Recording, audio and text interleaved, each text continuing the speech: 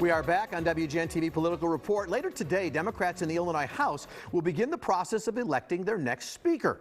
All eyes are on Mike Madigan, forced to make his case to colleagues last night, clinging to the final shreds of power in a position he's held for 35 years. Capitol Bureau Chief Mark Maxwell joins us live this morning from Springfield. He's got the latest. Mark, we're going to get to the Madigan situation in a moment. But first, I know that the legislature is dealing with the budget.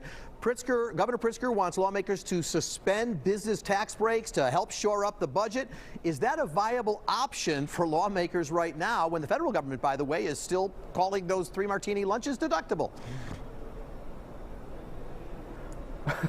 Well, yeah, that's certainly what the governor is hoping for, and Democrats are ambling for this too, as they try to build some momentum to close those budget holes. Remember, there's a $4 billion budget deficit in Illinois right now, largely due to the coronavirus. Congress tried to give businesses some tax breaks because of that in the CARES Act, and now Illinois is saying, well, Illinois can't quite afford those tax breaks for companies right now. So Illinois is one state that's going to decouple from those CARES Act tax breaks and say the state's going to go ahead and collect those taxes instead of giving those tax breaks to businesses here in Illinois, because the state just needs the money right now. Of course, businesses are trying to do their best to make the same case that, in fact, they need the money so they can keep their doors open and keep people on the payroll. So obviously, with the budget being a primary concern, I know that the House and Senate Black caucuses they have a very large and very progressive agenda that they want to move. We're hearing about ending cash bail and some other provisions.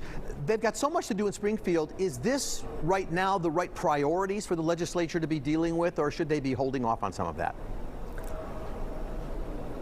Well, you're going to hear the police unions, and they're already here making their case, and law enforcement, sheriffs from across the state saying, hold up, what's the rush? But the Black Caucus is saying, well, this isn't exactly a surprise. They've been holding committee hearings ever since this summer of social unrest. They've been looking at ways to reform police, to end qualified immunity.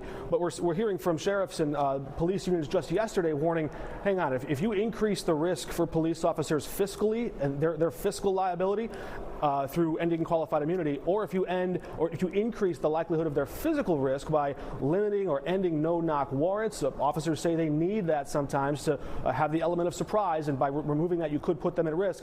They say there could be mass resignations of some tenured police officers, maybe some sergeants who might just collect their pension check and say no thanks. They're going to walk off the bid. So that's the politics of this. You're hearing police push back saying hold this debate until later this spring.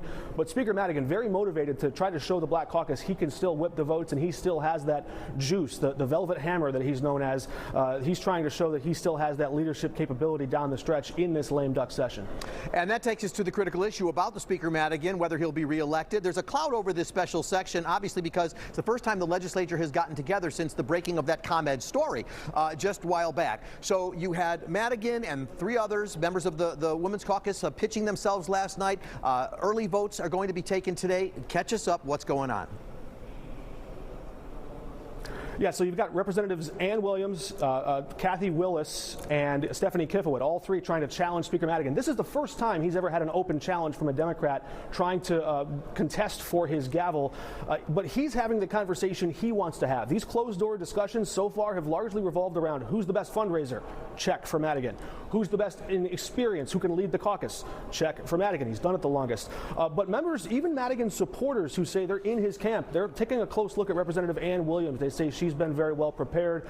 But look, the other big thing is, will members be allowed to cast their ballots in secret, in a secret ballot, or will they have to give it openly? Speaker Madigan trying to pressure his members to come on the record in front of all their peers and say they still support him. He wants to show that strength in this day, and they're going to start that process today. Whether or not they nominate and vote for those speaker candidates today remains to be seen, but they're having those discussions later this afternoon. Yeah, an on-the-record vote. Yeah, it shows strength, but it also means he'll know who did what. Capitol Bureau Chief Mark Maxwell, thanks for your time today, sir. Have fun reporting today. Appreciate it.